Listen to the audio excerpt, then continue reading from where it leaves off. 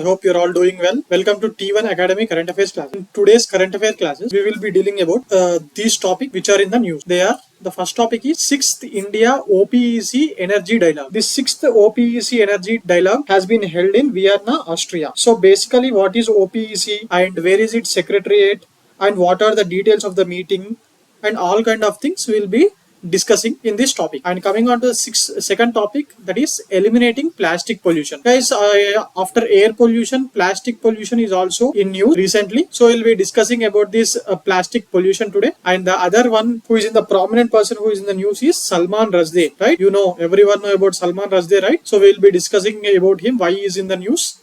And Subrata Roy, the chairman of Sahara Group, is also in the news. We will be discussing in detail about him and some MCQs. Coming on to the first topic, that is India OPEC Energy Dialogue. Whenever we hear about this kind of meetings, first of all, we used to remember this thing, which first, second, the NO meeting. So this is the sixth meeting. 6th India OPEC Energy Dialogue. Okay, the 6th high-level meeting of India Organization of Petroleum Exporting Countries. OPEC. What do you mean by OPEC? What is the expansion of OPEC? Organization of Petroleum Exporting Countries. There are many countries in the world who exports petroleum. From them, some countries have formed an organization called OPEC. Okay, there are also other countries which are outside of OPEC. This energy dialogue was held on 9th November at OPEC Secretariat in Vienna, Austria. So in which continent is Vienna?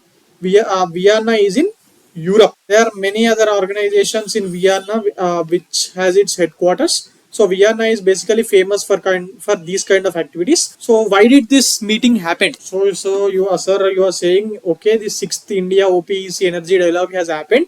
That too, it happened in its headquarters, Vienna, Austria. But what is the reason? The reason is India and OPEC guys met and they have talked about some critical aspects of oil and energy markets. So when OPEC is a petroleum exporting countries associations, certainly Indian government will discuss about oil and energy markets issues only with them. Na? So you have to remember this oil and energy markets. And the other thing is World Oil Outlook 2023, which forecasted that India would be the fastest growing major developing economy, averaging a long-term growth of 6.1% between 2022 to 2045 and accounting of over 28% of energy demand during the same period. In this point, the important thing is that the question may be asked like this. Which is the organization which has forecasted that India would be the fastest growing major developing economy, averaging a long-term growth of 6.1% between 2022 and 2045. The answer will be World Oil Outlook of OPEC, right? And the other thing is, see, India, oil we export, oil and petrol. India is a major exporter because we don't produce here. It is not available in India. There is only one place which is available. It is in Assam. That too very limited amount. It is not even 1 or 2% for India is enough for Indian needs. So we will be importing it from other countries like OPEC countries and also countries which are outside of OPEC. India is the third largest energy consumer and crude oil importer. Both of them are same. Energy consumer. What do you mean by energy consumer? That this country is consuming lot of amount of energy, either petrol or oil, via imports. We don't export it at any cost. We don't have it in the country. So the only thing we can do is we can import it. And fourth largest global refiner. So you said we are not exporting it and we don't have any oil fields in India. Then how India is a fourth largest global refiner? Some of the people will be getting this doubt.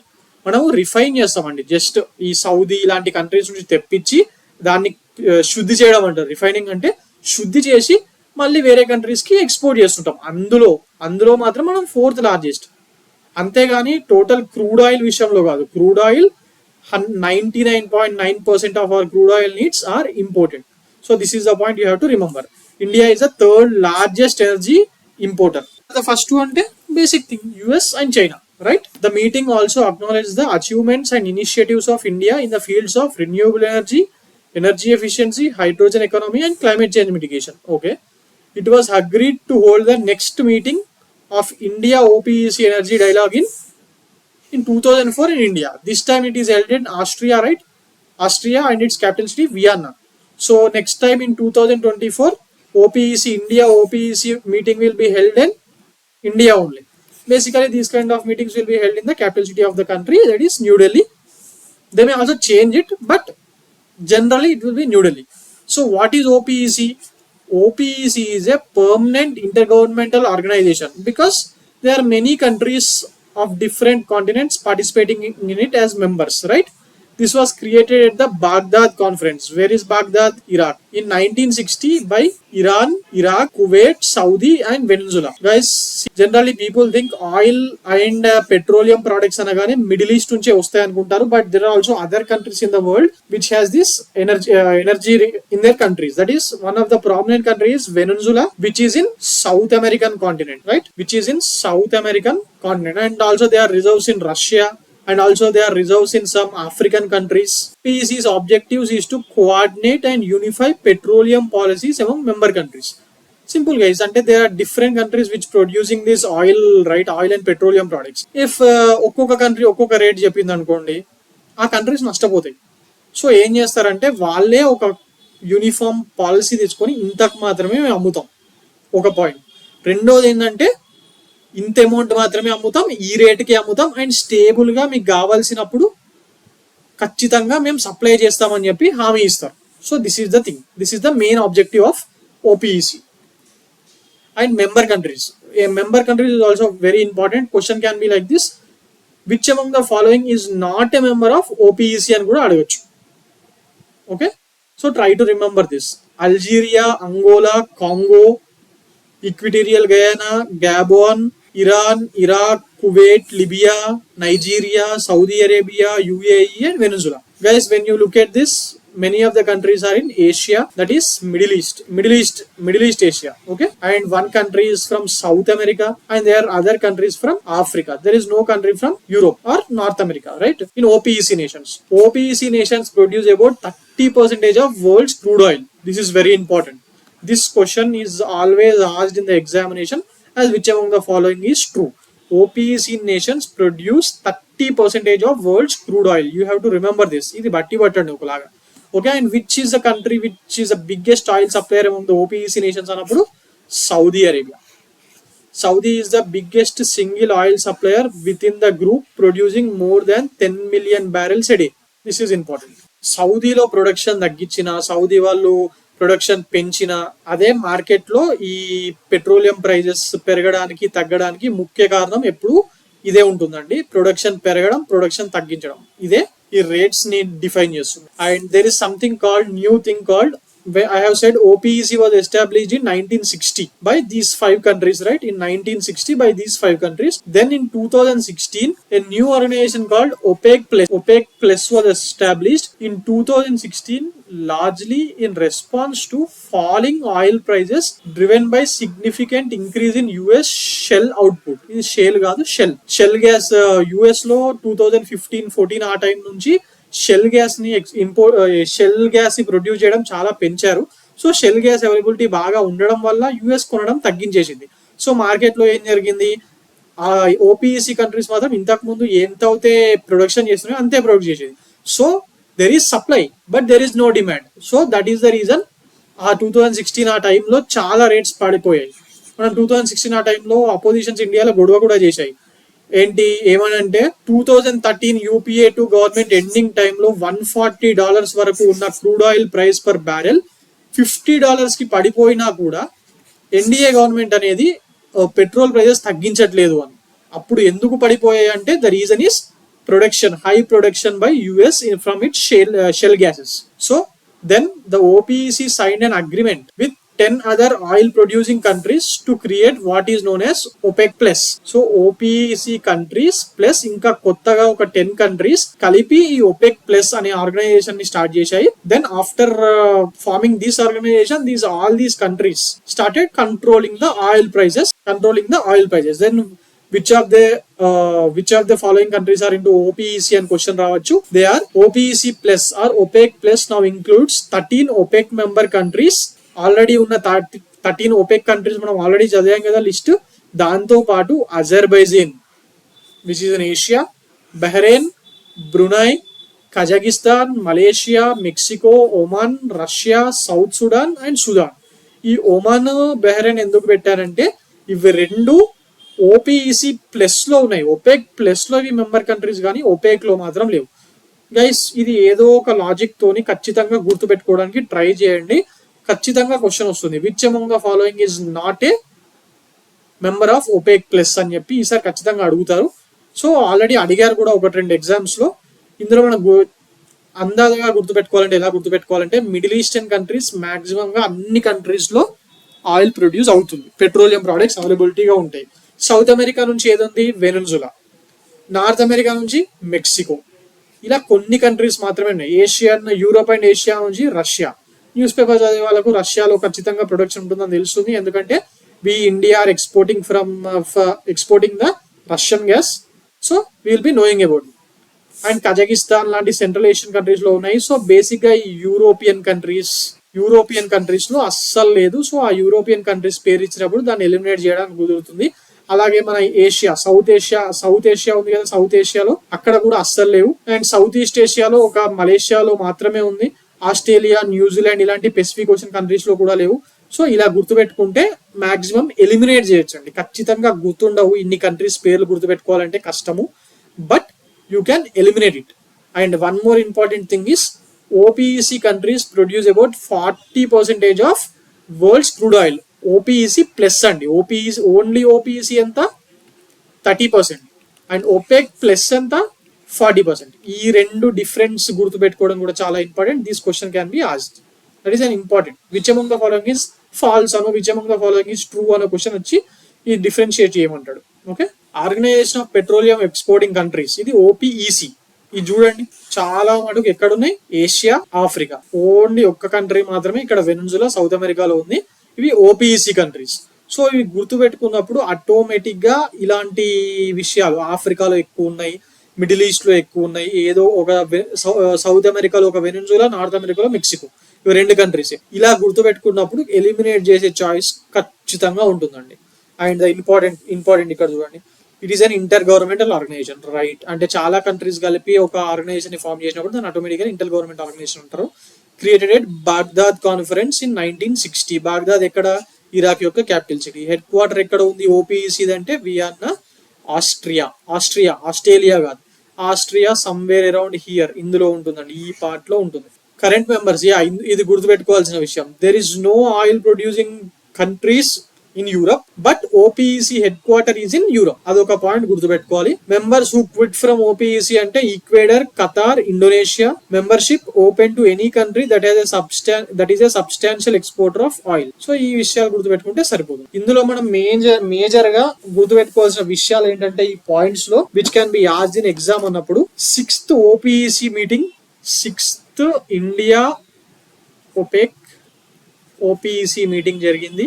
It is held in Austria's Vienna, which is an headquarter of OPEC, right? Secretariat akkadne undi. So what did this meeting discuss ante, this meeting discussed about oil and energy markets and its dealings. And other important points are, we have to remember is India is the third largest energy consumer అనొచ్చు, లేకపోతే importer, petroleum importer అని కూడా అనొచ్చు. And India is the 4th largest global refiner of petroleum product. ఈ refining అంటే ఏంటనేది already class లో explain చేశాను. So we have already discussed about it. And the OPEC nations produce about 30% of total crude oil. This is an important point. And OPEC plus nations produce 40% of world's crude oil. This is also very important point. ఈ 5 to 6 points గుర్తుపెట్టుకోండి. And ఈ countries list అందాదా గుర్తుపెట్టుకుంటే elimination లో ఈజీగా జరిగిపోతుందండి. Eliminate చేయడానికి ప్రయత్నించండి. Okay, yes. Coming on to the next topic, that is eliminating plastic pollution by 2040. ఈ ప్లాస్టిక్ పొల్యూషన్ ని మొత్తం వరల్డ్ లో ఎలిమినేట్ చేయడానికి 2040 లోపు ఎలిమినేట్ చేయాలని చెప్పి ఒక టార్గెట్ పెట్టుకోవడం జరిగింది. ఇట్స్ సిమిలర్ లైక్ మనకి SDD గోల్స్ కి ఒక టార్గెట్ ఉంది కదా, అలాగే ఈ ప్లాస్టిక్ పొల్యూషన్ ఎలిమినేట్ చేయడానికి 2040 అనేది ఒక టార్గెట్ గా పెట్టుకున్నారు. ఎవరు అంటే OECD. Recently organization for economic cooperation and development has release the interim report titled towards eliminating plastic pollution by 2040 a policy scenario analysis. ఈ టైటిల్ తోని ఓఈసిడి వాళ్ళు ఒక రిపోర్ట్ రిలీజ్ చేశారు. ఆ రిపోర్ట్ టైటిల్ హెడ్డింగ్ ఏంటి అంటే towards eliminating plastic pollution by 2040 a policy scenario analysis. ఈ plastic pollution రాగానే కరెంట్ అఫైర్స్ లో క్వశ్చన్ ఓఈసిడి అని పెట్టడానికి ఓఈసిడి అనేది గుర్తుపెట్టుకోండి. ఎందుకంటే రీసెంట్ నాలెడ్జ్ లో రీసెంట్ టైమ్స్ లో ఓన్లీ ఓఈసిడి వాళ్ళే దానికి సంబంధించి రిలీజ్ చేశారు.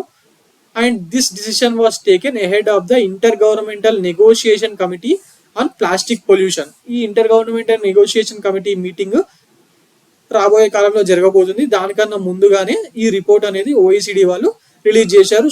So that this report can be discussed in these meetings. So where is this inter governmental negotiating meeting on plastic pollution will be held అంటే it will be held in Nairobi, which is the capital city of Kenya. Kenya మనకు తెలిసిందే కదా, cricket చూసే వాళ్ళకు Kenya country తెలుస్తుంది. Steve టికోలో గుర్తున్నాడా, cricket captain ఆ టైంలో. In November 2023 for an international binding agreement on plastic pollution. ఈ ఇంటర్నేషనల్ అగ్రిమెంట్ జరుగుతూ ఉంటాయి కదా, ప్యారిస్ క్లైమేట్ అగ్రిమెంట్ లో ఇంటర్నేషనల్ అగ్రిమెంట్ జరిగింది కదా, అలాగే ప్లాస్టిక్ మీద ఈ నైరోబీ కెన్యాలో ఒక ఇంటర్నేషనల్ బైండింగ్ అగ్రిమెంట్ జరగబోతుంది. అది ఎక్కడ అంటే కెన్యాలో. సో ఎర్లియర్ ఈ INC2 అంటే inter governmental negotiating committee and plastic pollution meeting Paris లో 2023 జూన్ లో జరిగింది. ఇప్పుడు నెక్స్ట్ జరగబోయేది INC3 అంటున్నారు. అందుకే ఇందులో గుర్తుపెట్టుకోవాల్సిన పాయింట్ ఒకటే అండి, eliminating plastic pollution by which year అంటే 2040. ఇది ఎవరి టార్గెట్ అంటే ఓఈసిడి వాళ్ళు రిలీజ్ చేసిన రిపోర్ట్ ఏంటి, ఇది ఒక అంతే. Okay, key highlights of the report. What is the key highlights అంటే there are some highlights, but this is not very important for the examination.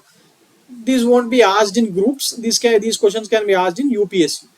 So in 2022, 21 million tons of plastic leaked in the environmental globally under a business as usual scenario where no significant changes are made. Plastic usage would increase, resulting in a 50% rise in microplastic leakage by 2040. ఏం చెప్తున్నాడంటే ఇప్పుడు ఎంత అవుతే మనము plastic వాడుతున్నామో అది తగ్గించకుండా అలాగే వాడుతూ ఉంటే ఆ లీకేజ్ అనేది బాగా ఎక్కువగా ఉంటుంది. 2040 వచ్చేసరికి 50% మైక్రో ప్లాస్టిక్ లీకేజ్ 50% పెరుగుతుంది అని చెప్తున్నాడు. So coming on to the next topic, that is Salman Rushdie. He is in news అండి, because he always gets one or the other award every year, and this year he was honored with the first lifetime disturbing the peace award అంట. ఈ పేరే different గా ఉంది కదా, lifetime disturbing the peace award అనేది సల్మాన్ రష్దీకి ఇచ్చారు. ఈ అవార్డ్ అనేది ఫస్ట్ టైం ఇవ్వడం జరుగుతుంది. ఆ ఫస్ట్ టైమే సల్మాన్ రష్దీకి ఇచ్చారు. హూ ఈజ్ సల్మాన్ రష్దీ అంటే ఈజ్ అన్ ఆథర్ అండి, వెల్ నోన్ ఆథర్. బుక్స్ రాస్తా ఉంటాడు. ఈయన రాస్తున్న దాంట్లో ఫేమస్ బుక్ ఏంటంటే ద సతానిక్ వర్సెస్. ఈయనతో పాటు ఇంకొక అతనికి కూడా ఒక అవార్డు వచ్చింది, ఇదే ఈ ఆర్గనైజేషన్ వాళ్ళు ఇచ్చిందే, lifetime disturbing the peace award. ఇది వాక్లావ్ హ్యావెల్ సెంటర్ వాళ్ళు సల్మాన్ రష్దీకి ఇచ్చారు. అలాగే అదే టైంలో ఈజిప్టియన్ యాక్టివిస్ట్ అలా అబ్దెల్ ఫతాకు disturbing the peace award for a courageous writer at risk. ఈ పేరు మీద ఈజిప్టియన్ యాక్టివిస్ట్ అయిన అలా అబ్దెల్ ఫతాక్ ఇవ్వడం జరిగింది. సో 2 నేమ్స్ 2 డిఫరెంట్ అవార్డ్స్ ఇచ్చింది ఎవరు, ఈ 3 పాయింట్లు గుర్తుపెట్టుకుంటే సరిపోతుంది. Coming on to the next point, Sahara Group Chairman Subrata Roy passed away. We know this Sahara Group, right? Many of the students who read newspapers will be knowing, because Sahara Group was in news because of Sahara chit fund scam. Chala samvatsaralu nadchindandi ఈ Sahara chit fund scam case. Supreme court, SEBI and Sahara group మధ్యలో supreme కోర్టులో చాలా సంవత్సరాలు నడిచింది. Maybe 25,000 crore scam అనుకుంటా. So ఈ scam వల్ల ఈ సహారా గ్రూప్ చైర్మన్ చాలా ఫేమస్. సో అడగచ్చు, who is Subrata Roy who has passed away recently. He's a businessman, Sahara group chairman. So coming on to the next topic, so we'll be discussing some important current affairs for today. Some MCQs. The first one is Silkyara Tunnel, which was seen in news recently, is located in which state? Last 2 to 3 days నుంచి ఈ సిల్కియారా tunnel అనేది news లో ఉందండి. ఇది ఉత్తరాఖండ్ లో ఉంది, Uttarakhand state లో ఉంది. అక్కడ ఇది కొలాప్స్ కావడం వల్ల, అంటే కూలిపోవడం వల్ల అందులో 40 మంది 40 మంది వర్కర్స్ ఇరుక్కపోయి చావు బతుకుల మధ్యలో పోరాడుతున్నారని చెప్పి న్యూస్ ఉంది. ఇది ఉత్తరాఖండ్ ఆ ఏరియా. ఉత్తరాఖండ్ లో ప్రముఖ పుణ్యక్షేత్రాలు ఉన్నాయి కదా, ఆ పుణ్యక్షేత్రాలు అన్నిటినీ కలిపేది ఒక ప్రాజెక్ట్ ఉంది. ఆ ప్రాజెక్ట్ ని ఏమంటారంటే చార్ధామ్ ప్రాజెక్ట్ అండి. Chardham project. Government of India has started all weather Chardham project with 12,000 crores.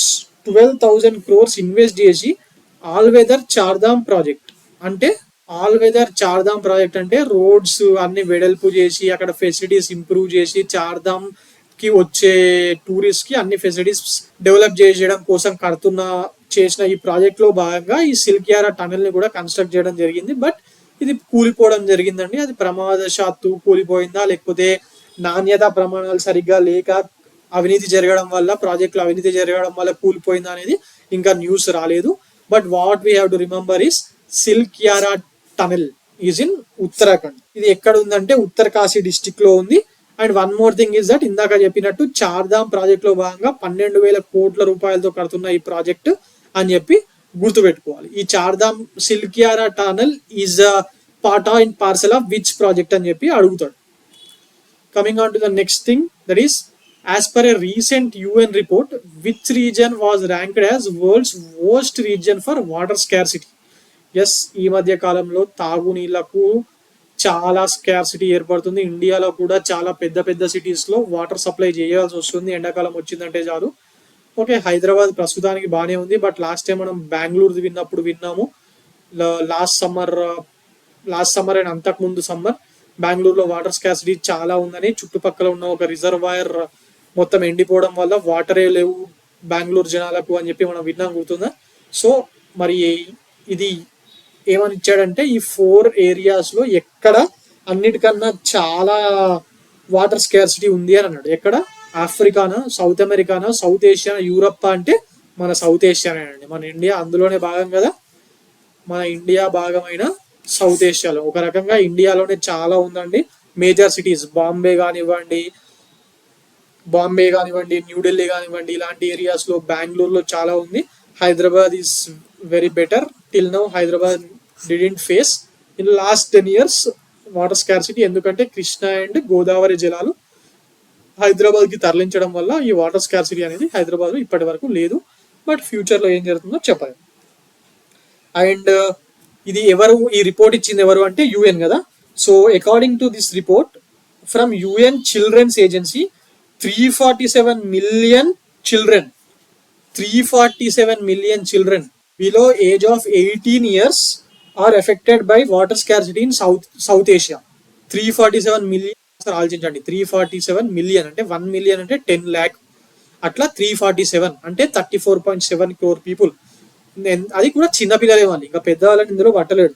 So ఎంతమంది ఎఫెక్ట్ అవుతున్నారో చూడండి. సో వాటర్ యూసేజ్ చేసేటప్పుడు కొంచెం పొదుపుగా వాడండి. దొరుకుతున్నాయి కదా అని చెప్పి ఇష్టం ఉన్నట్టు వాడేస్తే రేపు రొద్దున ఆల్రెడీ తాగే నీళ్ళు కొనుక్కుంటున్నాం, రేపు రొద్దున ఇంకా స్నానం చేసే నీళ్లు అన్నిటికీ కొనుక్కోవాల్సి వస్తుంది. Coming on to the next topic, that is next question. Transporter 9 mission is associated with which country? Transporter 9 mission ఇది ఎవరు లాంచ్ చేశారంటే స్పేస్ ఎక్స్ కంపెనీ ఉంది కదా, ఎలాన్ మస్క్ ది. ఆ స్పేస్ ఎక్స్ కంపెనీ వాళ్ళు దీన్ని లాంచ్ చేశారు. ఈ మిషన్ ని ఫాల్కన్ 9 రాకెట్ ద్వారా ఈ ట్రాన్స్పోర్టర్ 9 అనే మిషన్ ని వాళ్ళు లాంచ్ చేయడం జరిగింది. మరి స్పేస్ ఎక్స్ మిషన్ అన్నప్పుడు ఆటోమేటిక్ గా ఇది ఏ కంట్రీ అవుతుంది? యుఎస్ఏ.